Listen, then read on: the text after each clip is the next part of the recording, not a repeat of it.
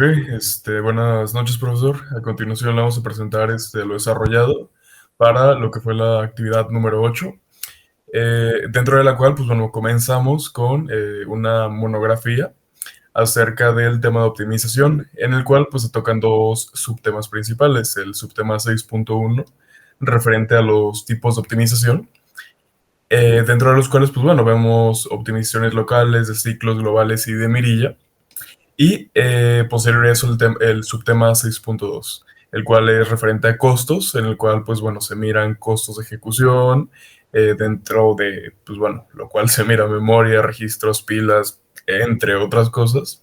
Los criterios para mejorar el código y pues finalmente las herramientas para el análisis del flujo de datos, en el cual pues también se ve la parte pues, locales, ciclos, globales y de mirilla. Bueno, pues empecemos con el primer tema de esta monografía, que pues son los tipos de optimización. Y pues primero hay que describir qué es la optimización. Pues bueno, la optimización es una etapa fundamental en el proceso de compilación, cuyo propósito es mejorar el código para hacerlo más eficiente sin alterar su funcionalidad. Y aunque no es estrictamente necesaria su implementación, puede marcar una diferencia en la calidad del software resultante. Eh, la optimización se puede realizar en diversas etapas del proceso de compilación, desde el análisis del código fuente hasta la generación del código objeto o ensamblador. Las técnicas pueden ser aplicadas a diferentes partes del programa, ya sean locales, globales, considerando las transformaciones que serán más complejas. Pues bueno, como dije, se divide en categorías según su alcance y su enfoque, ya sean locales, globales, de ciclos y de mirilla. Cada tipo aborda un conjunto de problemas y aplica técnicas para mejorar el rendimiento. Este enfoque permite mejorar el rendimiento y implementar estrategias con diferentes tipos de optimización. Bueno, empecemos con las locales. Esta es una técnica fundamental que se enfoca exclusivamente en bloques básicos, es decir, no mira todo el código, sino mira pequeños bloques de código. Y para esto hacer esto tiene diversas técnicas, como puede ser eliminación de códigos inútiles, que es identificar y eliminar instrucciones cuyos resultados no afecten al flujo del programa.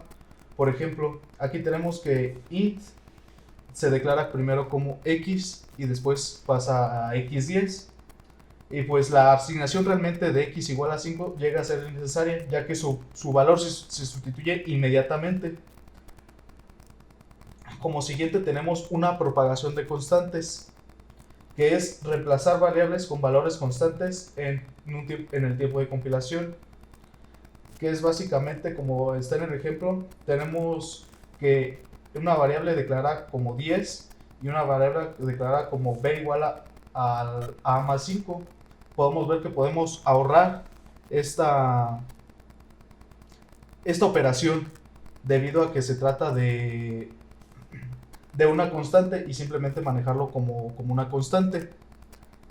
Luego tenemos una evaluación constante, donde se calcula el tiempo de compilación las expresiones cuyos operandos son constantes, como por ejemplo aquí, donde tenemos 4 por 5, que es similar al caso anterior, pero sin utilizar variables, que pues no tiene caso hacer la operación si se puede realizar si es un valor constante. Luego tenemos eliminación de sus expresiones comunes, que detectan expresiones que se evalúan varias veces y se reutilizan los resultados. Por ejemplo, tenemos que el valor de A es igual a X más Y, mientras que el valor de B es igual a X más Y más Z, en donde se puede notar que X más Y es un factor común para A, y donde se puede reducir simplemente a X igual a X más y B es igual a A más Z para no hacer más operaciones. También tenemos otra que sería una simplificación algebraica, en donde se aplican reglas matemáticas para reducir la complejidad de expresiones, como por ejemplo, x es igual a y por 0. No tiene caso realizar la operación si directamente x se puede asignar 0. Y también tenemos z es igual a x por 1, en donde se puede simplificar simplemente a z es igual a x, ya que no al multiplicar por 1 no afecta en nada el resultado final. Bueno, pues la optimización local se lleva a cabo en la etapa de generación de código intermedio o durante la generación de código objeto. Un enfoque común es usar representaciones como triplos o cuádrigos para identificar estas cadenas que se pueden reducir. Como siguiente tenemos los ciclos. Los ciclos son estructuras que impactan de manera muy grande en el rendimiento del código generado, ya que suelen ser responsables de la ejecución de un programa debido a la repetición de instrucciones y al acceso frecuente a la memoria para poder llevarse a cabo. Y bueno, aquí tenemos unas técnicas para la optimización de ciclos, que como primero tenemos el desarrollado de ciclos, que es replicar el cuerpo de ciclo varias veces dentro de una única iteración. Como por ejemplo aquí tenemos un ciclo for normal que se realiza de uno a la vez, realiza una operación en 4 ocasiones, y en el siguiente tenemos un optimizado en donde simplemente realiza la iteración en 2 ocasiones dando el mismo resultado. Como siguiente tenemos invariante de ciclo, que es identificar operaciones dentro de un ciclo que producen el mismo resultado en cada iteración. Por ejemplo, aquí tenemos que se define una variable temporal de x más y. Esta variable se puede sacar del ciclo para que no se esté calculando en cada ocasión que entre al ciclo, y así ahorrar el espacio que ocuparía esta operación. Luego, el fusionado de ciclos, que es combinar 2 ciclos. Por ejemplo, aquí tenemos 2 ciclos for que llegan hasta n, y entonces se pueden unir en uno solo para realizar las operaciones y no realizar este ciclo en 2 ocasiones.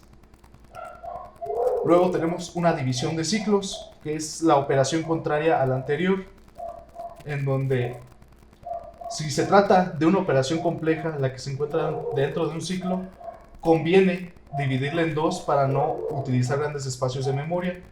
Y pues es simplemente eso, dividir el ciclo para hacerlo más ligero.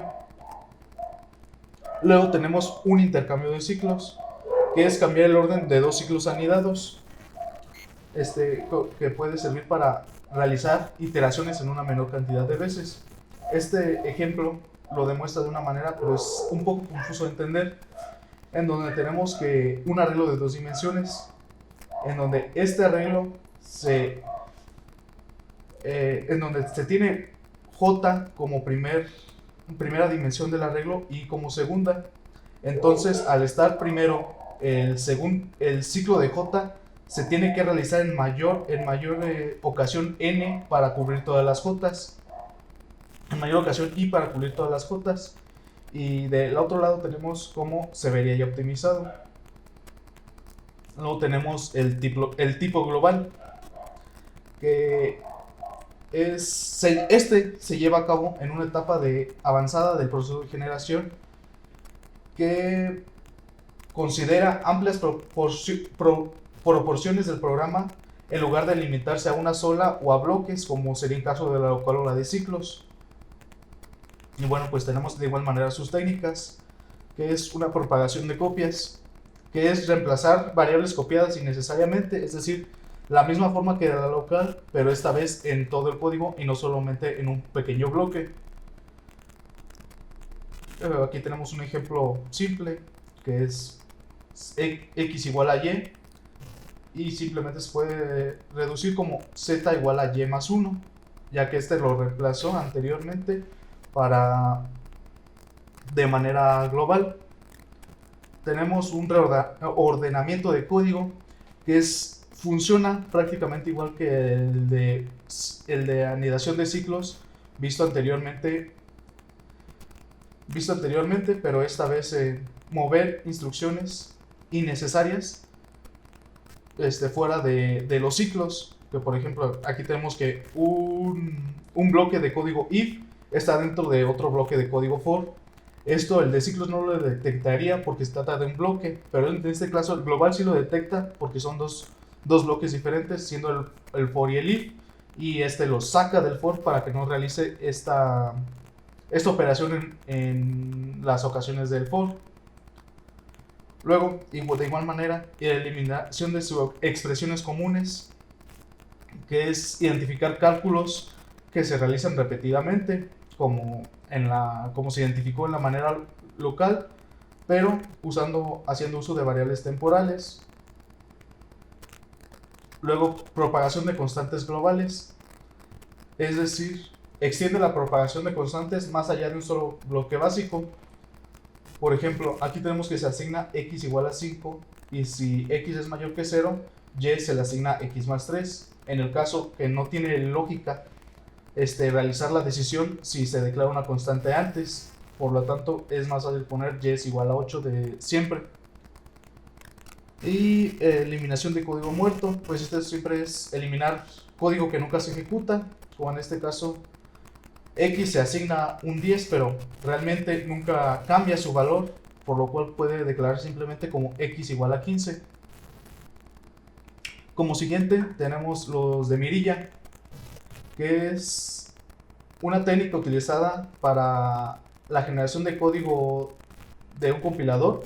Ya cuando se tiene el código en lenguaje ensamblador, este se utiliza en lenguaje ensamblador para realizar transformaciones pequeñas y locales, pero ya una vez generado el código ensamblador. Y de igual manera tenemos la eliminación de código muerto, que se eliminan instrucciones que no afectan el resultado del programa.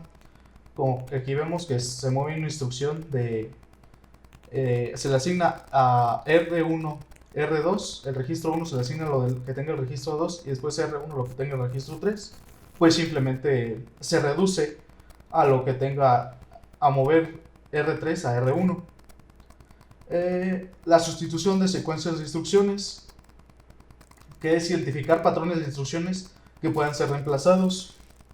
Aquí tenemos que se carga varias veces, se le asigna a el valor del registro 1, se aumenta un 0 que no tiene sentido en términos de optimización, y se puede reducir simplemente a cargar R1 con el registro 1 el valor de A. Después tenemos el colapso de instrucciones, que es combinar operaciones consecutivas que pueden ser representadas por una única instrucción, como sería el caso de incrementar R1 dos veces, simplemente sería sumar R1 a R1 2. Luego tenemos de ordenamiento de instrucciones, que es cambiar el orden de las instrucciones para aprovechar mejor el pipeline del procesador o reducir conflictos de recurso. Por ejemplo, aquí en el ejemplo tenemos que primero se hace una carga, una multiplicación y al final una suma. En este caso se cambia a multiplicación, carga y suma, para que mientras se realiza la multiplicación se pueda estar llevando a cabo al mismo tiempo la carga, y para finalmente hacer la suma. Luego tenemos la optimización de salto, que es eliminar instrucciones de salto innecesarias, como en este caso, que se salta a L1 y en L1 se salta nuevamente a L2. Esta se puede sustituir simplemente saltando directamente a L2. Y reemplazo de instrucciones costosas. Esto ya es un poco más complejo, que lo realiza un compilador, pero se puede realizar al final de cuentas, que es sustituir una multiplicación, en este caso como puede ser multiplicar el registro 1 por 2 y desplazarlo por 1. Esto en códigos binarios pues es multiplicarlo por 2, pero con un menor costo. Y aquí vemos que de esta manera se reduce, simplemente desplazando en un bit el valor de R1.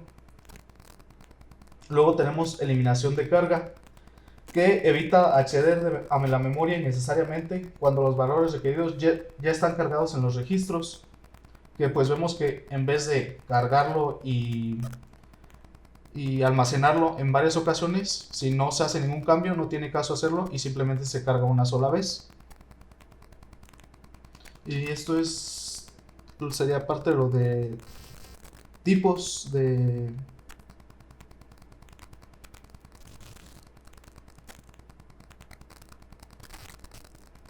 optimización. Y pasamos a la siguiente parte de esta monografía.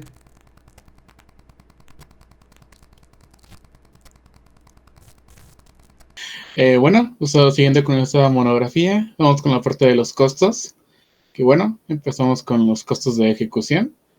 Bueno, esto se refiere a todos esos recursos computacionales que están utilizados por un programa durante su funcionamiento, como lo puede ser el tiempo de ciclo de CPU, la memoria para el uso de los registros, las operaciones de la pila, entre otros. La eficiencia de estos recursos siempre es crucial para poder mejorar el rendimiento de los software, como mencionó anteriormente mi compañero. El primero de estos recursos, pues, es la memoria. La memoria, bueno, es el recurso de los más críticos que podemos encontrar durante la ejecución del programa. Esto ya que se divide principalmente en una memoria estática, que utilizará variables globales y locales para el tiempo de compilación, y una memoria dinámica, la cual, bueno, es asignada en tiempo de ejecución, como con el uso de malloc para el lenguaje C, o como la palabra reservada new para C++ y Java. Dentro de estas, como ya explicó mi compañero, bueno, están las variables globales, que son todas aquellas que están almacenadas en la sección de los datos estáticos. Estos son accesibles desde cualquier parte del programa, lo que, bueno, aumenta el tiempo de acceso debido a su necesidad de mantenimiento en la memoria durante toda la vida útil del programa. También están las variables locales, las cuales, bueno, se almacenan dentro de una pila y son accesibles solamente dentro del alcance de la función en la que son instanciados. Y ahí se liberan de manera automática, es decir, su espacio, su lugar, se desocupa en cuanto se sale de dicho bloque.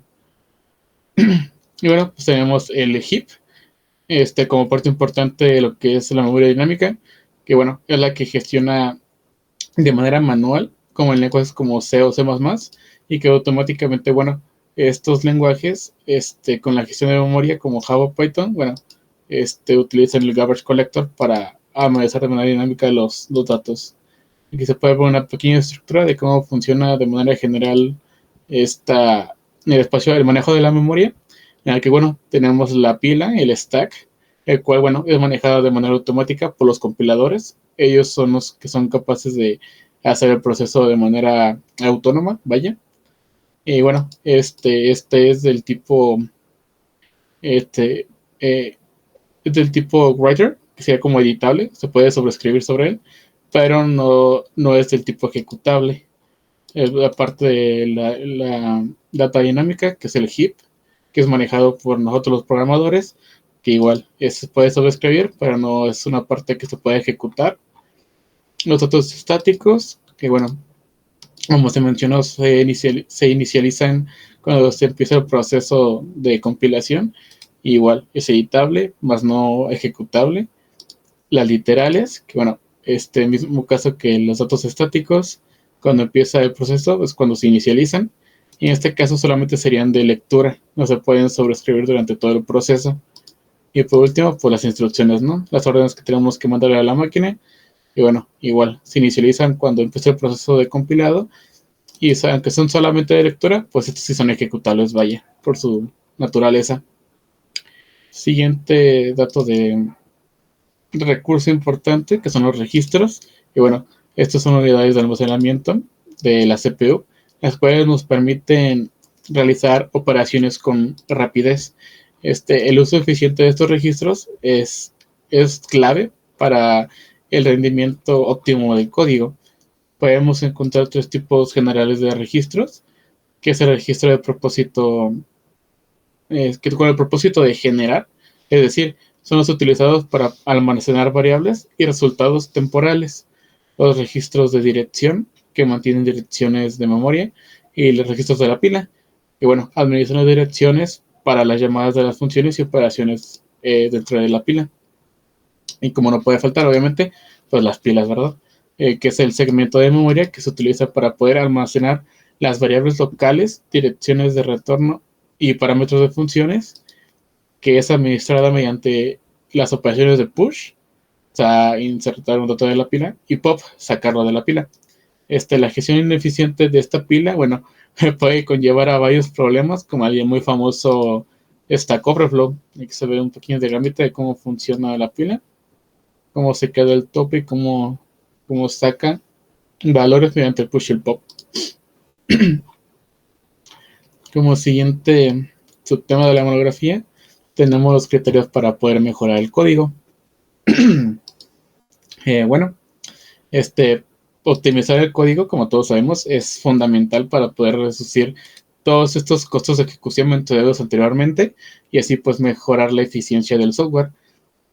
A continuación, pues tenemos varios métodos, como lo es el uso eficiente de la memoria, en el cual encontramos casos como evitar la asignación innecesaria. De hecho, pues esto es parte de lo que mencionó mi compañero anteriormente, en la que, bueno, se tiene que minimizar el uso de memoria dinámica cuando no sea estrictamente necesario, ya que esto puede llevar a una descomposición de la memoria y que se dispare su uso.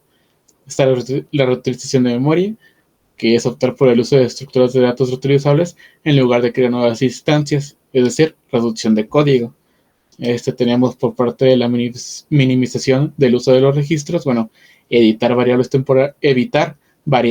temporales innecesarias, que son todas aquellas que ocupan registros adicionales que pueden utilizarse para otras operaciones e igual no reescribir o no reargumentar. Está el uso de variables en línea, que bueno, que en el momento de compilar se utilizan variables de una sola línea que pueden reducir la necesidad de registros adicionales. Para la optimización de los ciclos, tenemos el desarrollador de bucles, el cual, bueno, es una técnica que es capaz de incrementar el tamaño del código para reducir el número de iteraciones, mejorando así la velocidad de bucles cortos. Es decir, en lugar de tener todo un proceso dentro de no sé, un for, por ejemplo, si alguna parte no es necesaria que sea todo el tiempo que esté dentro del bucle, sino que pueda sacarse, parecido al ejemplo del if que compartió mi compañera anteriormente. Bueno, pues se saca y se reduce las operaciones dentro del bucle. También está la eliminación de instrucciones redundantes, lo mismo, se identifica y remueve operaciones innecesarias dentro de los ciclos. Está la eficiencia en el uso de la pila, bueno, en la cual, bueno, se tiene que en cuenta la reducción de las llamadas a las funciones, donde se nos recomienda evitar llamadas innecesarias a funciones mediante las incorporaciones de funciones más pequeñas en el código principal. Esto en parte tiene que ver con la modularidad, que es en lugar de hacer una sola función que haga toda la chamba, bueno, hacer funciones más pequeñas para partes específicas y solo llamadas necesarias. Y así llamas nada más un pequeño subproceso en lugar de hacer todo aquello para ejecutar cosas que no requieras. También está el uso de funciones recursivas, en este caso con cuidado, hay que utilizarlas con mucho cuidado, porque claramente usar la recursividad, bueno, lleva un crecimiento excesivo en lo que es la pila, especialmente en la ausencia de una condición de salida efectiva, es decir, es muy fácil que se cicle y esto va a hacer que haga un stack overflow impresionante. Ay, se trabó, ahí está. Muy bien, y bueno, estaría para finalizar. Hablaremos sobre las herramientas para análisis de flujo de datos. El análisis de flujo de datos es bastante crucial para poder identificar puntos de la optimización en el código. Es decir, identificar, como vimos en el subtema anterior, todo aquello que podemos cambiar por optimizar. Esto especialmente es utilizado para el contexto de los compiladores y herramientas de desarrollo de software. Tenemos varios tipos de análisis de flujo de datos, como el local, como mencionó el compañero, que es el que analiza segmentos individuales de código como bloques lógicos dentro de una función, sin considerar un contexto global, o sea, hace todo el programa. El global, que precisamente sí evalúa todo el programa para identificar esas relaciones y también diferenciar funciones de bloques de código del programa en general. El cíclico, que se enfoca en la detección de bucles y la optimización de este código repetitivo. Y el deep hole Optimization, la cual es una técnica de optimización local que, bueno, revisa pequeñas secciones del código en ensamblador para poder identificar y reemplazar secuencias subóptimas en otras más eficientes. Y bueno, herramientas populares dentro de todo esto para el análisis del flujo de datos. Tenemos, por ejemplo, Valgrind. Y bueno, su principal función es que es útil para la detección de fugas de memoria y errores en el uso de memoria dinámica. El GDB, que es un depurador de ayuda a realizar con un análisis detallado del flujo de datos durante la ejecución. El gprof, el cual, bueno, genera perfiles de rendimiento para identificar posibles cuellos de botella durante la ejecución de funciones dentro del código. LLVM, el cual es un compilador modular que permite el análisis estático y dinámico para el flujo de estos datos. Y el Clang Static Analyzer, el cual, bueno, se toma el tiempo de analizar todo el código fuente en búsqueda de errores antes de su ejecución. Queda claro que se seleccionaron estos, dado que, bueno, son los más utilizados, dado que son de código abierto, es software libre, por lo cual, de hecho, otras herramientas, por ejemplo, la que utilizaremos más adelante dentro de la práctica, bueno, se basan, son netamente estas herramientas, solamente que personalizadas o patentadas, vaya. Y con esto terminaríamos la parte teórica de lo que sería esta monografía técnica.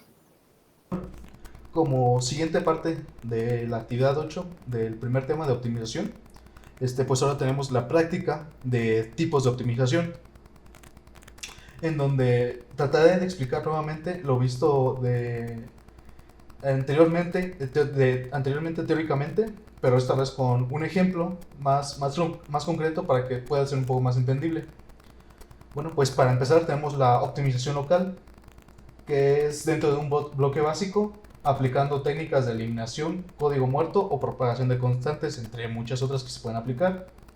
Aquí tenemos primero un código antes de la optimización, en donde tenemos asignaciones a variables, operaciones redundantes y un retorno de variable. Bueno, pues para empezar tenemos que las primeras dos declaraciones se quedan igual, y que se puede ahorrar una operación al tratarse de constantes y se puede asignar directamente un 15 a la variable c. Y después tenemos una operación adicional en donde de igual manera se puede ahorrar la instrucción d y cambiarlo por una constante para ahorrar una asignación. Y finalmente retornar este valor evitando la suma de 0. Y pues, ¿qué se hizo? Se eliminó el código muerto y se usó una propagación de constantes, teniendo como resultado un código reducido con menos operaciones y siendo más eficiente. Como siguiente, tenemos una optimización de ciclos, en donde tenemos un ciclo al cual se hace una operación sobre un arreglo. Y la siguiente, podemos ver que podemos reducir el ciclo a la mitad, haciendo que en vez de aumentar de 1 en 1, aumente en 2. Y para que no afecte el resultado, agregando una línea de código con una asignación extra, que sería simplemente sumar este 1 que estamos quitando. ¿Qué tenemos como resultado? Pues que el número de iteraciones se reduce a la mitad, disminuyendo la carga del control de bucle. ¿Qué tenemos como siguiente? Un ejemplo de optimización global, que es trabajando todo el programa considerando bloques básicos y su interacción. Aquí tenemos lo que se podrían denominarse dos bloques básicos, que sería un bloque de asignación y un bloque de decisión, en donde vemos que se hace una asignación a una variable de forma repetida, y que podemos ver que podemos sacarla de la iteración, ya que simplemente no es necesaria. ¿Y qué tenemos como resultado? Pues el cálculo de z solo se realiza una vez, ahorrando tiempo de ejecución. Como cuarto, tenemos la optimización de mirilla, se realiza en pequeñas secciones de código en lenguaje ensamblador, reemplazando secuencias ineficientes, en donde tenemos un pequeño código en donde se carga el valor de A en el registro 1, se suma 0 al registro 1 y finalmente se guarda el resultado en B. En donde el código optimizado simplemente tenemos que se hace la carga y se guarda directamente en C, ya que no tiene caso sumarle 0. Y pues como resultado de esta optimización tenemos que se reduce el número de instrucciones, lo que mejora la velocidad de ejecución. Y pues ya vamos a seguir con la siguiente práctica de esta primer tema, que sería costos. Bueno, ahora pasando a la práctica del segundo tema de esta monografía, que son los relacionados a los costos. Esta se basará en, bueno, tenemos aquí dos códigos de ejemplo en base a los temas comentados, como lo es, bueno, la gestión de recursos, optimización de código y, bueno, las herramientas de analizador. En este caso explicaré brevemente cómo es un código. Procederé a analizarlo con una herramienta, que en este caso utilizaré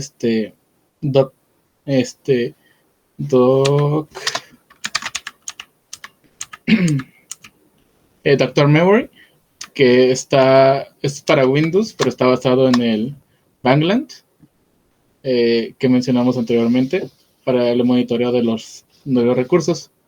Bueno, comencemos con este programa. Estos programas están hechos en el lenguaje C, ya que es el lenguaje que soportan estos analizadores. Bueno, aquí tenemos una división de espacio de 100.000 bytes. Tenemos una función que está tratando de utilizarse para evitar la fuga de la memoria, en la que, bueno, llenamos un arreglo hasta tratar de tenerlo en overflow, o saturar memoria, vaya, y utilizamos elementos para datos dinámicos, como el malloc, para este lenguaje. Siguiente con la otra función, bueno, tenemos una función que, como dice ahí, consume de una manera innecesaria, como si fuera Chrome, los recursos del CPU. Y por último, bueno, ay Dios mío, me voy a morir. La función optimizable mediante técnicas de mirilla. Todo esto, bueno, nos tendría que dar un resultado curioso. Para esto, vamos a ejecutar el siguiente código, el cual vamos a abrir una consola, una terminal, en este caso el CMD. Otro por comodidad, bueno, lo haré desde aquí, que utilizaremos uso del GCC, que es el compilador de C, y vamos a poner aquí que es la práctica, que es el archivo de práctica C, que sería este código, y aquí pondríamos el ejecutable, que sería el resultado del programa. Entonces vamos a poner ejecutable 1.exe. Recordamos que, bueno, estamos en lo que se utiliza para considerar eso. Lo ejecutamos y, como pueden observar a mi lado izquierdo, bueno, se generó el punto .exe. En este caso, si ponemos doctor memory y la ruta del exe ejecutable, para este caso en particular tendremos algo bastante curioso, ya que como esta tiene una función especialmente diseñada para tener un uso excesivo del CPU en sus recursos, bueno, probándolo, aquí va a tardar demasiado en moverse. Como solo decirle que, bueno, estuve media hora esperando el resultado del doctor, y de hecho, por lo mismo del constante uso de este ciclo para consumir el CPU, bueno, tardó media hora en cambiar el tiempo de fuga de memoria hasta brincarse cerca de los 30 y cacho K. Entonces, realmente es muy tardado y se puede analizar esto. Entonces, ¿qué haremos con esto? Bueno, cancelaremos este código y vamos al optimizado. En este caso, bueno, utilizamos un free array para liberar memoria de manera dinámica una vez que se llene el tope del arreglo. Esto pues para que no se siga ciclando o saturando. De igual manera, se reduce el número de operaciones dentro del bucle para consumir menos recursos del CPU. Y bueno, el otro se queda exactamente igual. Así, vamos a lo interesante, que sería con el aquí. Vamos a ahí.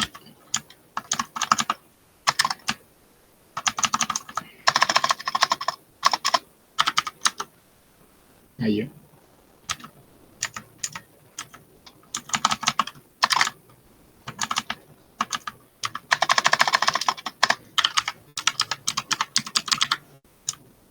Vamos a generar el ejecutable del código optimizado. Y como pueden ver, acá se acaba de generar. Para luego con el doctor memory, arrojar el siguiente diagnóstico. Igual, ubicamos dentro de la carpeta el ejecutable, en este caso número 2. Y aquí está. De hecho, incluso nos genera un reporte aquí en modo de TXT. Pero es lo mismo que estar leyéndolo acá de la terminal. Así que vamos a usarlo acá por comodidad. Acá, bueno, vamos a hacer un poco de zoom aquí. Bueno, aquí está lo que es el diagnóstico de la herramienta de análisis de recursos.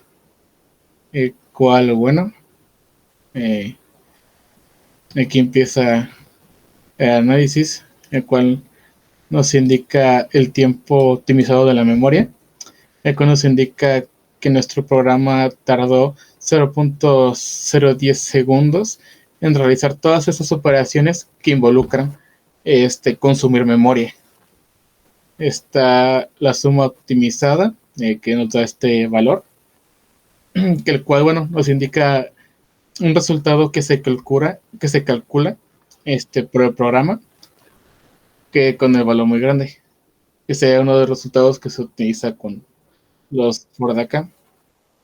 El tiempo optimizado del CPU, que en este caso, bueno, fueron 0.0220000 segundos. Bueno, nos indica todo el tiempo que el programa tarda para ejecutar la parte optimizada que consume el recurso del CPU. También tenemos varios errores que se pueden ver acá. Bueno, se ven desde atrás, pero el punto es que nos detecta todos estos aquí, nos detecta todos esos puntos de fuga directa, que de hecho por acá arriba se indica que son 2 bytes. Y bueno, esto significa que se ha reservado la memoria utilizando el malloc, se utiliza por esa función, por lo dinámico, y que se libera con el free. Tenemos para la pila de llamadas stack, que bueno, nos indica igual varios errores que se surgen dentro de la ejecución de nuestro código. Y bueno, ya yendo en lo que sigue de este análisis, tenemos que se encuentra la dicha fuga mencionada anteriormente de 2 bytes, que no es liberada, y hay alrededor de 4408 bytes, que bueno, en memoria, que igual no han sido liberados y que siguen siendo de hecho accesibles. Esto ocurre porque, bueno, al final del programa, la memoria libera automáticamente al salir del proceso, pero como son constantes, se quedan ahí. por último, bueno, tenemos el informe que nos generó acá, que es más especificado, de hecho. Aquí podemos ver, como nos comenta, que bueno, una, nos detecta cómo es que la herramienta del Doctor Memory detecta las fugas de la memoria directas del programa, pero no indica si hay alguna designación de memoria como una cadena duplicada ni que no se haya liberado correctamente. Esto nos bueno, la conclusión para estos pedazos, bueno, es que con estos datos averiguados por dentro del programa, bueno, ¿qué podemos hacer? Con eso podemos darnos una idea de qué revisar dentro de nuestro código, especialmente, bueno, donde se utilizaron funciones como malloc, que fue lo de los datos dinámicos, y que donde se detectó más fuga de datos,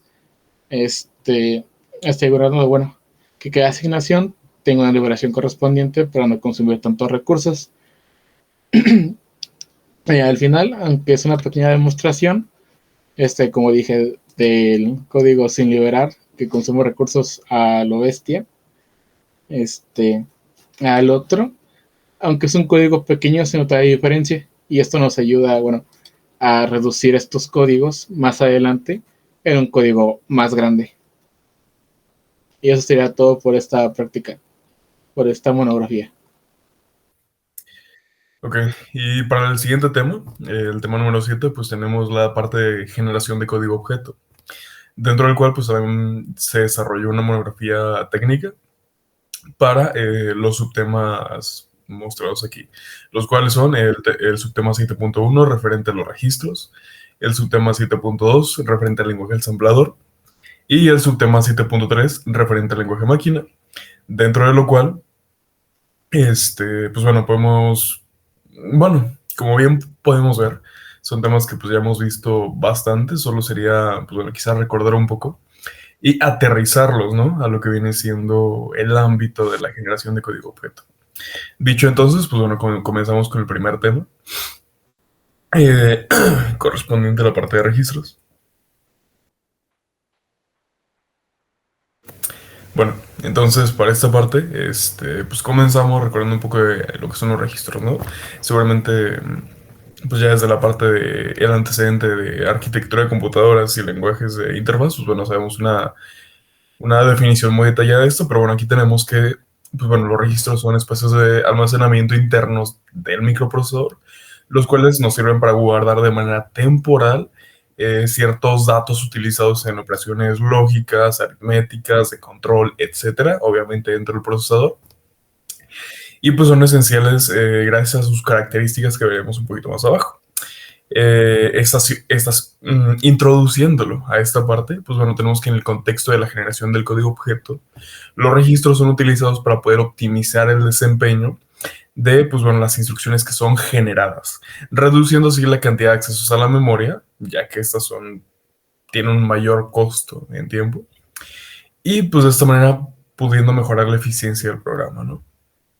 Dentro de sus características principales, también recordándolo, es que tiene una alta velocidad de acceso, tanto para la lectura como para la escritura, que tiene una capacidad limitada, ya que estos cuentan únicamente con un par de bits o máximo un par de bytes. Bueno, unos cuantos.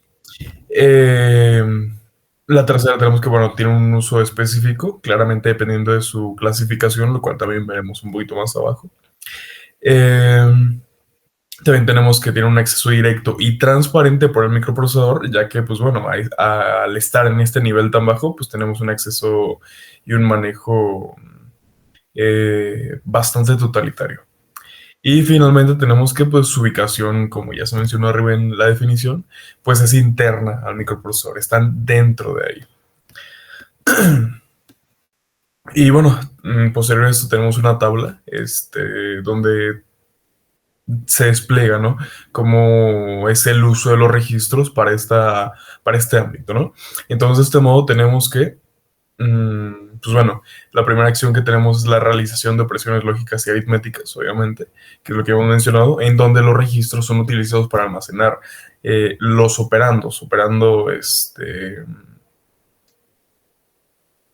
los operandos en operaciones del ámbito que ya dijimos. Asimismo, nos ayudan en la parte del control de flujo, ya que pues obviamente nos permiten almacenar direcciones, como es el caso principal de la próxima instrucción que se va a ejecutar, que es lo cual determina el flujo de la ejecución del programa y que es lo que se tiene que cuidar bastante, ¿no? Como puede ser alterado por medio de estructuras cíclicas y algunas cosillas que si bien no son estructuras de decisión, pues bueno, lo simulan, ¿no? Por medio de los saltos condicionales y no condicionales. También tenemos la parte de la manipulación de las direcciones y la memoria, ya que, bueno, va un poquito de la mano con lo anterior, pero más específicamente, pues bueno, nos permiten manipular direcciones de memoria para que de esa manera podamos tener cierto acceso a las diferentes secciones que se encuentran en la memoria, entre las cuales podemos ver el caso bastante particular de estructuras de datos, como es el caso de la pila. Cuando nos metemos a la arquitectura del procesador, vemos que las pilas más bien, son una estructura de datos súper importantes, ya que inclusive están pues, inmersas en todo esto, ¿no? También tenemos la parte del almacenamiento temporal, ya que como vimos, pues realmente, pues bueno, en muchas ocasiones lo que podemos observar es que estos registros almacenan los resultados intermedios a las operaciones que se ejecutan. Por ejemplo, cuando hacemos una adición, cuando hacemos una resta, cuando hacemos una multiplicación, una división, no es que digamos, ¿sabes qué? Vas a sumar a X con BX y lo vas a guardar en otro registro. No. No en una primera instancia, en una sola línea vas a sumar algo con otra cosa, vas a multiplicar algo con otra cosa y se va a guardar en ciertos registros específicos, justamente. Y eso se hace de manera automatizada sin que tú se lo indiques. También tenemos, pues obviamente, la optimización del rendimiento, ya que, pues bueno, los compiladores siempre van a intentar, en estas fases, pues mantener la mayor cantidad posible de variables activas dentro de los registros, que es un tema que vamos a tocar un poquito más abajo, pero orientado a otra cosa. De esta manera, pues bueno, vamos a minimizar la cantidad de lecturas y escrituras que se hacen en memoria y de esta manera reducir el tiempo. Como siguiente parte tenemos la clasificación bastante rápida, meramente para recordar igual, y que también es algo que mencionaba mi compañero Barrera, muy por encimita. Y bueno, esto va a variar un poquito dependiendo de la arquitectura del procesador, pero basándonos, por ejemplo, en una arquitectura muy conocida como es la del 8086, pues tenemos registros de propósito general, como son AX, BX, CX y DX, para el registro acumulador, el registro base, el registro contador y el registro de datos.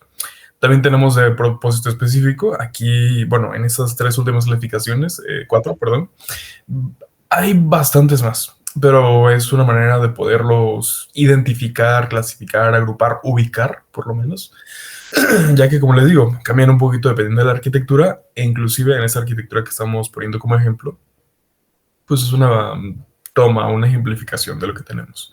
Entonces, de propósito específico, tenemos todos los que son, por ejemplo, los punteros, como son el puntero de instrucción, el puntero de la pila y el puntero base, que nos sirven obviamente para hacer señalizaciones, ¿no?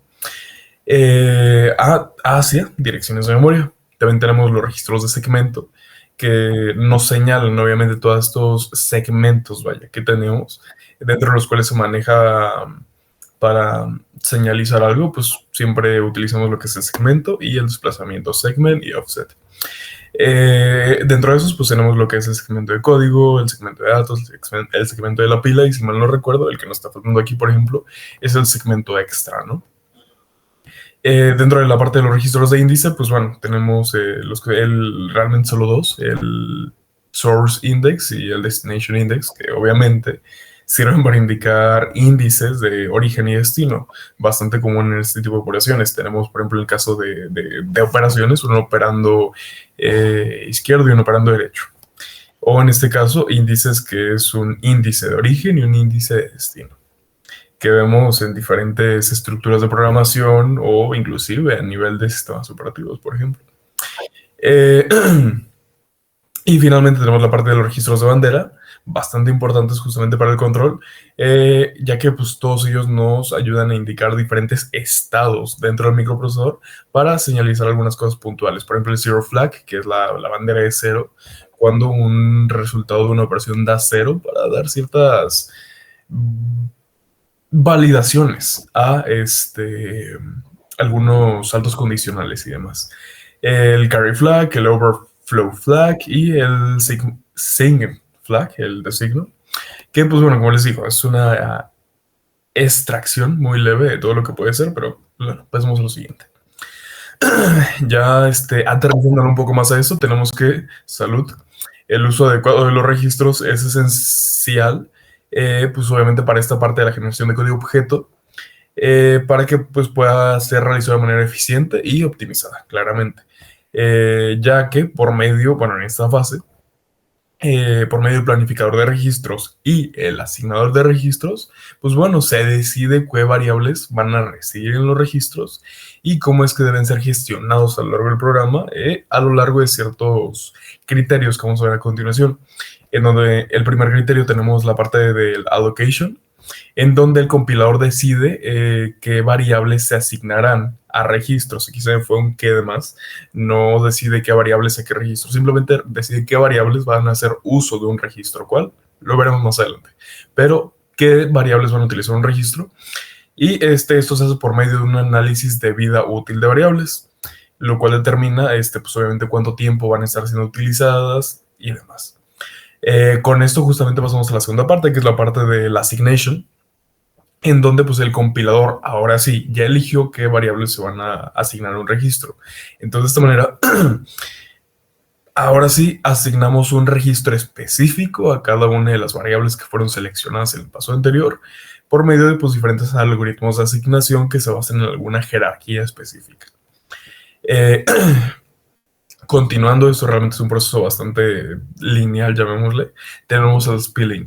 El spilling, pues bueno, se refiere a ocasiones cuando el número de registros que son necesarios para almacenar, todas las variables activas, pues excede la cantidad de registros que tenemos disponibles. De este modo se dice que las variables se derraman, justamente por eso el nombre de spilling, a la memoria principal, la memoria RAM, y pues bueno, se tiene un cierto coste obviamente, pero bueno, es como ese sobrante, eso que no se pudo abarcar en la parte de la assignation principalmente.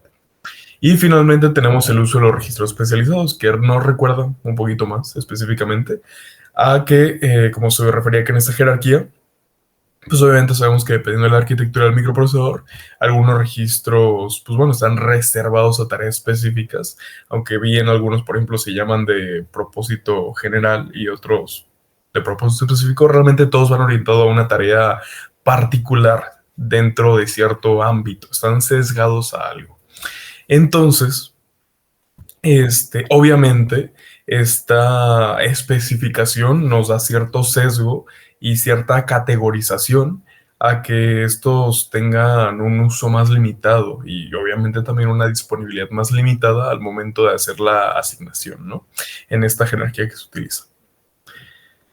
Y pues bueno, pasando rápidamente a el siguiente tema, que es el correspondiente al lenguaje ensamblador, pues también tenemos una rápida, bueno, vamos a recordar rápidamente lo que es el lenguaje ensamblador, ya que nos dice que obviamente es un lenguaje de bajo nivel, el cual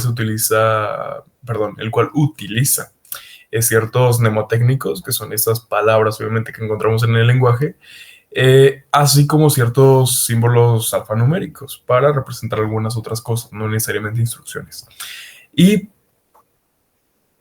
los cuales pues obviamente nos permiten representar el conjunto de instrucciones del microprocesador, ya que pues bueno, si bien esas instrucciones pues son un poco más comprensibles para los humanos, además tienen esa ventaja de que son muy cercanas al lenguaje máquina, o sea, están a un paso de y tienen una correspondencia de uno a uno.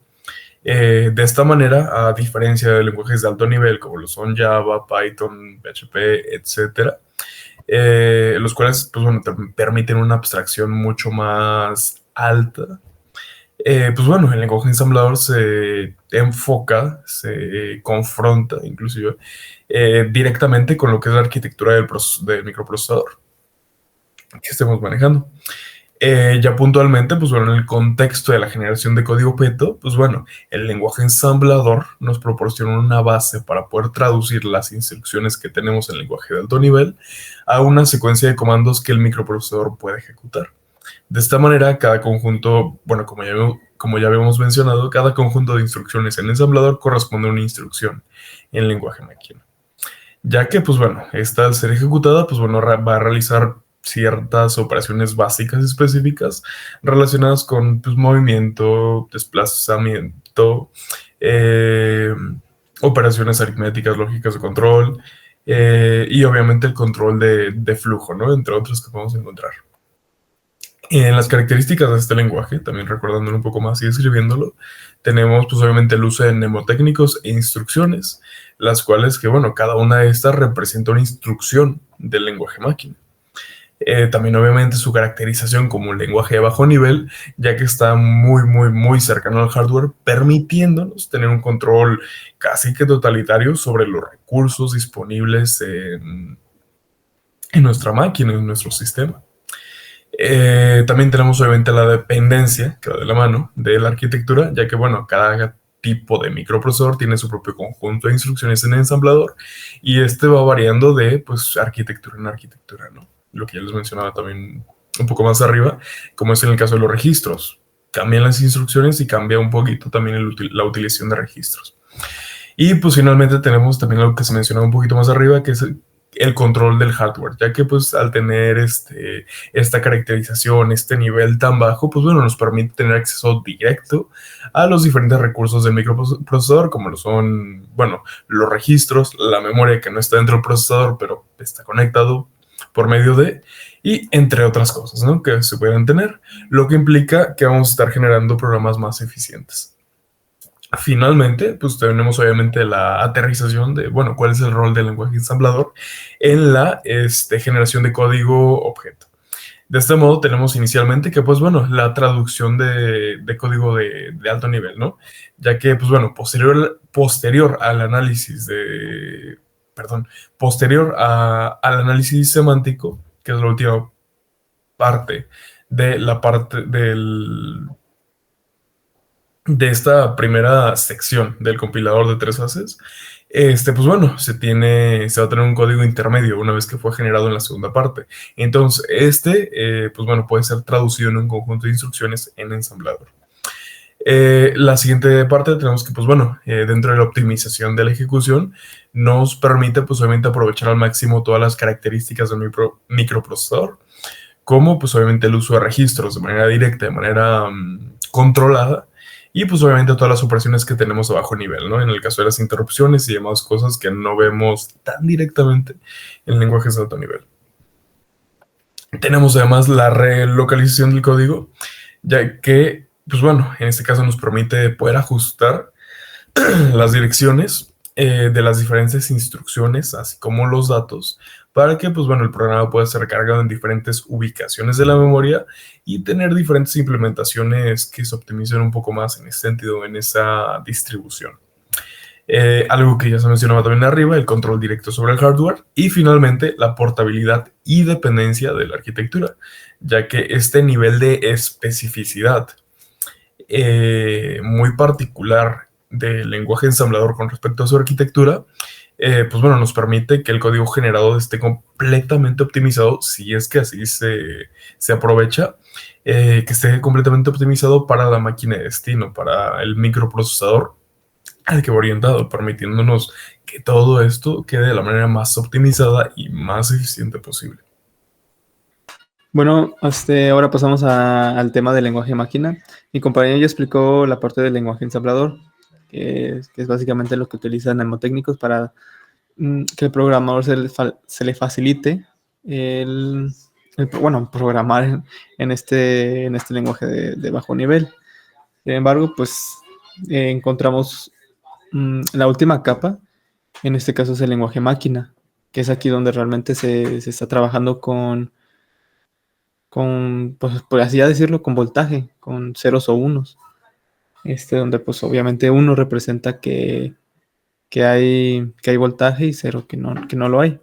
Pero bueno, antes de meternos de lleno, Pues voy a contar un poquillo de historia sobre el lenguaje máquina.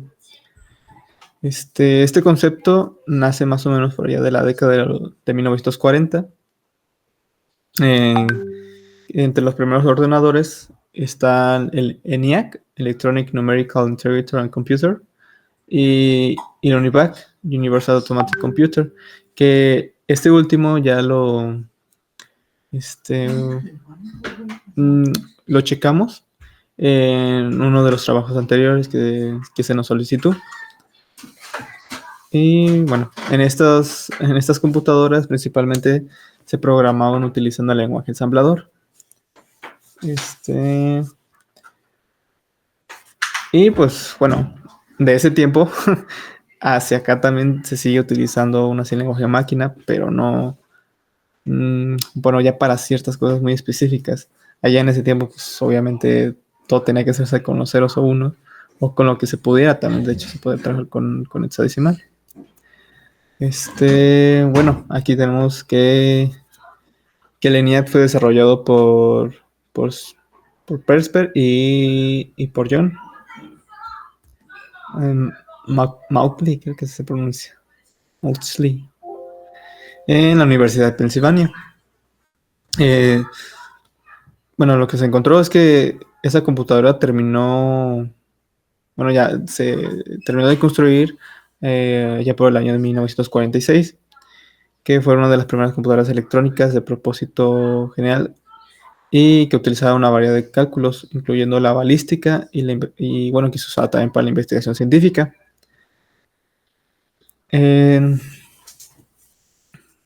Bueno, de lo que sabemos también de la UNIVAC es que trabajaba con tarjetas perforadas, y ahí es donde también nació el famoso término del bug, puesto que pues en una de esas compilaciones que arrojaba un error, digo que arrojaba un resultado erróneo, pues tuvieron que desmontar todo y hasta ver dónde estaba el error, hasta que encontraron ese bicho. Acá el ENIAC se programa mediante rotores y cables. Lo que pues obviamente también se hacía muy complejo y propenso a errores.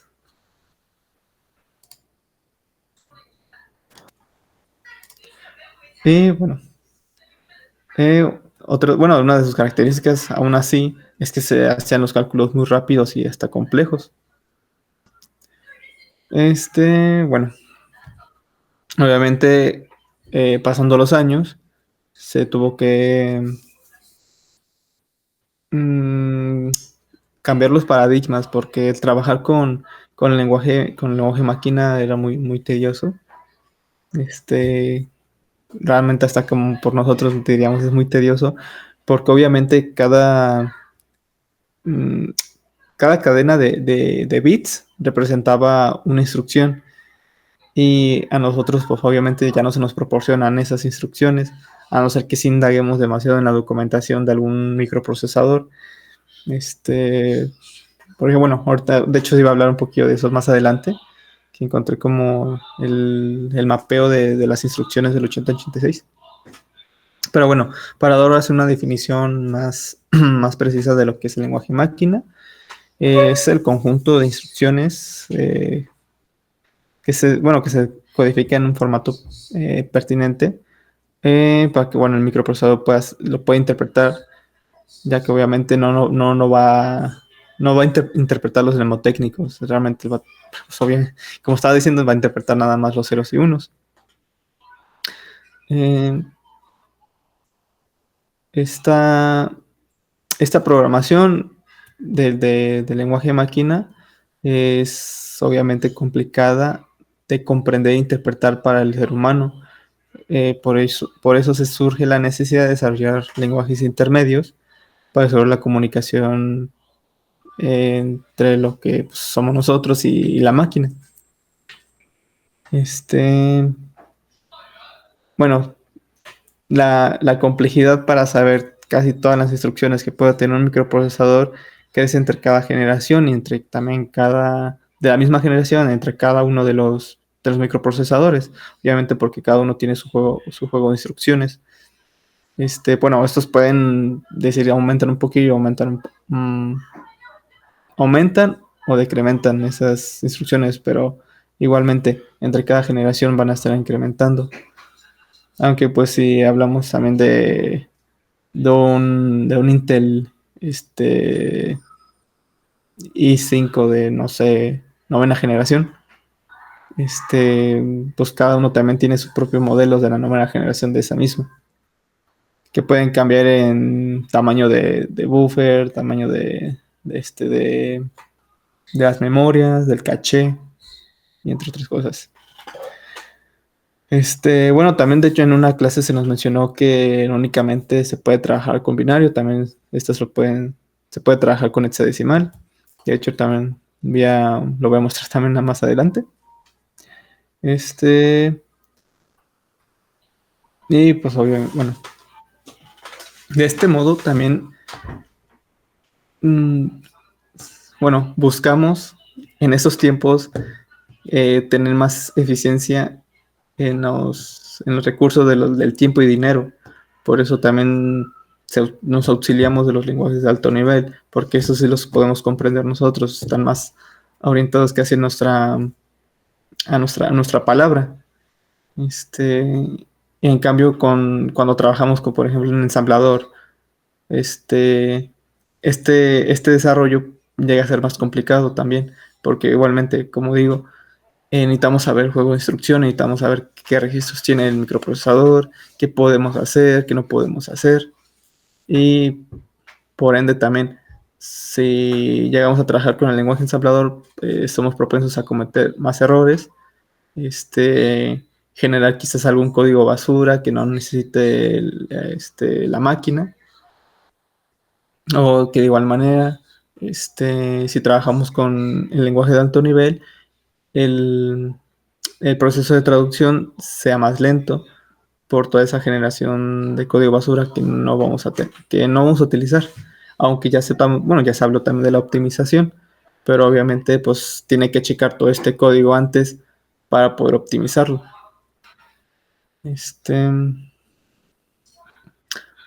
Aún así, pues, aunque encontremos estas diferencias de trabajar con el lenguaje de bajo nivel, con alto nivel, bueno, los beneficios más de trabajar con el lenguaje ensamblador, y de hecho también lo comentó mi compañero, es la parte de acercarse más al hardware. Y pues por ende también poder controlar la máquina, creando pues, por ejemplo, el firmware, los microcontroladores, bueno, también se puede llegar a hacer sistemas operativos, pero obviamente pues, esto de los sistemas operativos se llegó a hacer más con el lenguaje C. Pero aún así sigue siendo un lenguaje, bueno, lo considero de medio nivel, porque a fin de cuentas se acerca también al hardware como al software. Bueno, ahora sí vamos a pasar a las ventajas y desventajas. Entre una de las ventajas, pues obviamente, cuando se trabaja con el lenguaje ensamblador, y de hecho, por ende, también si se llega a trabajar con el lenguaje máquina, va a ser muchísimo más rápido de interpretarse, puesto que ya estamos en el nivel más bajo de abstracción. Entonces, por ende, pues no necesita como hacer ese proceso de traducción, de hacer los análisis y toda la cosa, ya pues, automáticamente sabe, esto está aquí, lo paso al microprocesador y que haga la instrucción. Y por otra parte, pues si trabajamos con un lenguaje de alto nivel, no, como dije, también se tiene que hacer el proceso de los análisis o la interpretación de todo esto. Aquí tenemos pues que sí, cuando se trabaja con el lenguaje ensamblador o el lenguaje máquina tienes que tener mucha paciencia y dedicarle muchísimo tiempo a escribir el código. Propone una mayor robustez y una menor tendencia a errores. Bueno, Sí, no, pero eso depende de si le sabes. Que bueno, que una tendencia a errores sería la naturaleza, pero ya es a tu criterio de cuánto sabes también. Eh, las ventajas, complejidad al momento de leer, escribir, que es, pues bueno, si yo escribo ese propio código en lenguaje ensamblado, yo sí lo voy a entender. Porque, bueno, yo me sé todo por ejemplo, yo me sé todo el juego de instrucciones y así. Yo puedo decir, no, yo sé qué va a hacer con estas instrucciones, yo sé qué va a hacer con los registros, con el control de la memoria, pero si se lo paso a alguien más y no tiene conocimiento de algunas instrucciones, va a decir, pues, ¿qué quiso hacer? Sí, bueno, si se trabaja con diferentes computadoras, pero que tienen el mismo procesador, puede ser como portable, o que los podemos pasar ya que pues tienen el mismo juego de instrucciones, el mismo registro, la memoria, la caché y todo lo demás. Pues obviamente, bueno, como también hablábamos de arriba, bueno, pues si se quisiera depurar el código, pues tendríamos que ver, bueno, tendríamos que leer todo el código o bien hacerla a la fuerza, eh, arrancar el código, ver lo que está haciendo y darse una idea de qué está pasando. Y ya dice, mira, esta parte hace esto, esta parte hace el otro. Y pues bueno, también aquí tenemos otra ventaja que dice promueve el ahorro de recursos. Bueno, ya que no necesitamos ni siquiera instalar bueno, depende, pero no necesitamos los lenguajes de alto nivel, que eso sí tienen muchísimas cosas, te cargan más cosas, te cargan librerías y bueno, cosas que quizás no voy a utilizar en su momento. Y esto es más para aquellos que son sistemas embebidos, microcontroladores o aquellas cosas que tienen recursos limitados. Otra desventaja dice que el requerimiento requiere un alto entendimiento técnico en programar y optimizar soluciones adecuadas.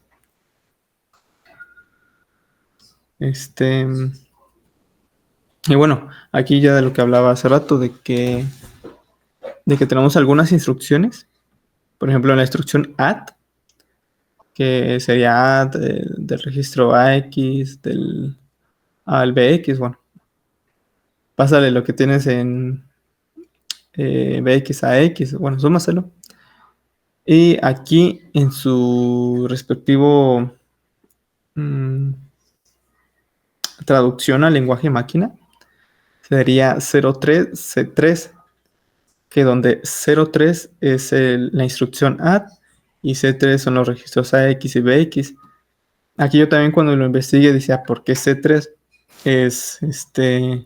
son los registros AX y BX? Y aquí lo que hacen es descomponer el C3, que es en hexadecimal, siendo el C1100 y el 3 es 0011. Y al descomponer eso, que serían un byte, se agarran los dos bits más significativos, que serían en este caso los primeros dos números, el 1 y el 1. Y ya los demás se le agrupan en 3 en 3, que creo que sería 000 y creo que es el registro AX, y 011, que creo que sería ya el registro BX. Y pues bueno, de hecho para mostrarle, aquí encontré esta página que daba los opcodes de esas instrucciones. De aquí por ejemplo tenemos, okay. Bueno, aquí como estaba comentando, encontré esta página que tiene los opcodes de todas las instrucciones en ensamblador. Bueno, nada más que lo encontré en inglés. Y pues por ejemplo, aquí tenía 03, que se agarra de aquí acá, entonces sería el 03. Y bueno, ya el C3 ya fue cuando también investigué de que, bueno, yo pensé que también era de esta misma, pero ya cuando me fui yo a C3, No, era de acá. A C3 me daba este y se me saqué de onda. Sí le tuve que investigar de a qué significaba la parte del siguiente. Y bueno, siguiendo con la instrucción move, en este caso pues tenemos que mover del registro BX a la X y que en su respectivo mapeo tenemos que es 8B. 8B. Aquí tenemos el move. Por ejemplo, bueno, aquí tenemos también los saltos condicionales, el pop, el compare, el or, el restart, pues bueno, entre otras. Por ejemplo, también la instrucción jump, que en este caso es donde dice que E9 es el jump y 001 es el desplazamiento. En la instrucción, pues el red que es return. Ahora sí C3, y aquí también cuando yo me había sacado de onda. Porque fue cuando fui a revisar eso y dice, que era red. Pero ya fue cuando les digo, pues revisé esa parte de qué significan todo lo siguiente después de poner la instrucción. Y pues eso era todo. Ahora pasamos a la práctica. Ok, finalmente para terminar con la parte de este tema, pues bueno, tenemos lo que viene siendo la práctica de laboratorio, en la cual por medio de justamente recordando lo que llegamos a ver tanto en arquitectura de computadoras como en lenguaje de interfaz, pues bueno, vamos a utilizar un programa sencillo en lenguaje ensamblador para poder asociar, integrar y comprender lo que vienen siendo los temas referentes a registros, al lenguaje ensamblador y al lenguaje máquina. De este modo, pues aquí, por ejemplo, bueno, vemos dentro de nuestro documento el código, ¿no? Que tenemos de ejemplo, el cual realmente nos demuestra la utilización de los tipos de multiplicación en el lenguaje ensamblador, que es la multiplicación de tipo byte y la multiplicación de tipo word. Aquí pues obviamente tenemos un poquito de la explicación detalladamente de cada una de esas cosas, pero justamente a lo que nos vamos a enfocar antes de pasarnos allá es que aquí destaco justamente esto. Por medio de la pantalla para hacer la emulación de todo esto, podemos verificar tres partes principales relacionadas a los temas que hemos tocado. La primera parte, la que está en el recuadro verde, pues son todos los registros, ¿no?, que tenemos aquí en la parte del microprocesador, los cuales pueden ser usados, obviamente, y pues tienen cierto comportamiento particular. En la parte roja, del lado derecha, tenemos nuestro código fuente, llamémosle, en lenguaje ensamblador, el cual nosotros escribimos y se está ejecutando línea por línea. Y finalmente, en la parte central, la que está en color azul, pues ya ahora sí tenemos la conversión de nuestras instrucciones de lenguaje ensamblador a cada uno de los opcodes que tenemos como equivalencia. Entonces, para hacerlo un poquito más dinámico, pues vamos directamente aquí a la herramienta, al EMU, en donde, pues bueno, explicándolo muy rápidamente, pues tenemos obviamente la estructura general del programa, pero ya es lo que es el código específico, que es esta parte de aquí, pues tenemos la demostración, la multiplicación en tipo byte, en la cual pues se maneja el registro AX y se van a multiplicar 255 por 255, que es la limitación de este tipo de multiplicación. Por el otro lado tenemos la multiplicación de tipo Word, la cual, bueno, va a ser almacenada en la composición de estos registros. Y para este caso, pues vamos a multiplicar lo que viene siendo 65.535 por ese mismo valor. Pero lo que nos interesa más allá del comportamiento particular del programa es pues su análisis, ¿no? Al momento de darle a ejecutar, como ya vimos acá, pues bueno, se despliega del lado derecho el código fuente en lenguaje ensamblador que se va señalando línea por línea.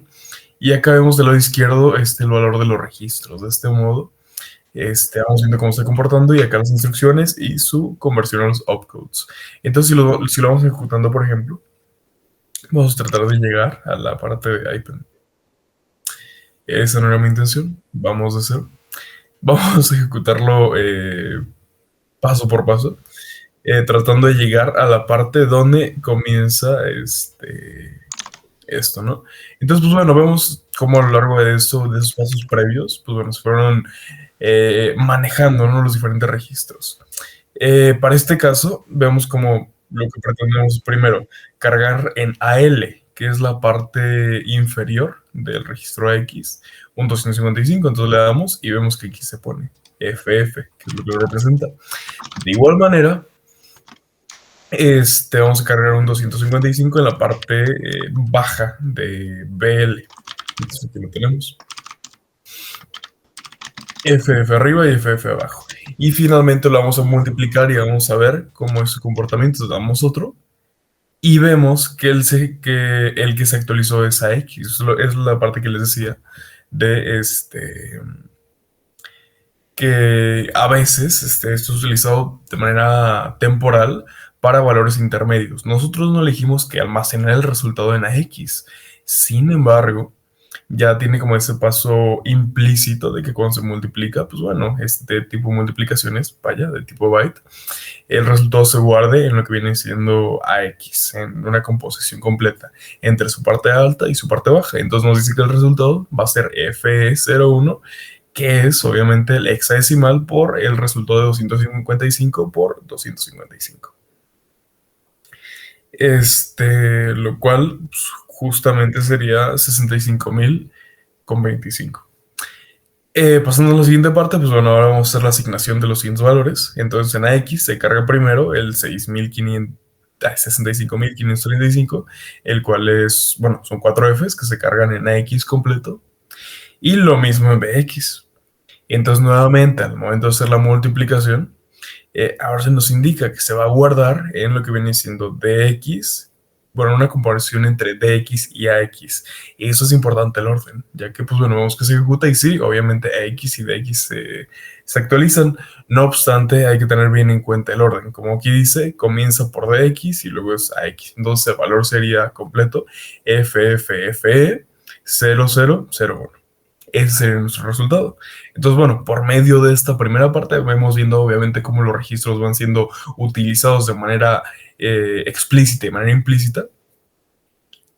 Esto es de propósito general, y del mismo modo, si se dieron cuenta, si son perspicaces, el instruction pointer se va moviendo cada vez que hacemos algo en ese sentido para ir avanzando en las instrucciones que tenemos, obviamente. De igual manera, pues bueno, aquí tenemos una lista donde tenemos registros de propósito general, propósito específico, segmentos, índices, etcétera. Y los que están un poquito más escondidos, en la parte de acá abajo tenemos estos botoncitos. Y aquí en la parte, en el último botón donde dice flags, podemos dar clic y acá, por otro lado, se nos despliegan los registros de bandera. Están un poquito más escondidos, pero de igual manera pueden ser observados y pueden ser analizados, ya que si realizamos algunos tipos de operaciones de comparación, por ejemplo, veríamos como el zero flag, el ZF, se activaría y cambiaría dependiendo, ¿no? Lo que nos permitiría hacer uso de ciertos saltos condicionales, por ejemplo. De igual manera, si lo fueron viendo, pues bueno, a través de la ejecución del programa, aquí se va moviendo la línea de la instrucción en el lenguaje ensamblador que se va ejecutando, y del mismo modo también podemos ver cómo tiene su equivalencia en código máquina. En esta parte vemos que esa instrucción push a X, bueno, se maneja de esta manera, o en el caso de move a X y todo esto, que de hecho aquí, si se fijaron, originalmente era datos, pero acá maneja 00710H, que es una dirección, ya que bien sabemos que, por ejemplo, datos es meramente una etiqueta para hacer referencia a una dirección de memoria. Pero bueno, vemos como en este caso, por ejemplo, se desglosa, ¿no? En varias, bueno, en la parte que corresponde a cada cosa. La parte del move, de la X, y pues bueno, la que es la dirección directamente. En el caso de otras cosas, bueno, vemos como si son directamente, pues bueno, no se cambian por direcciones de memoria porque sí son los registros meramente.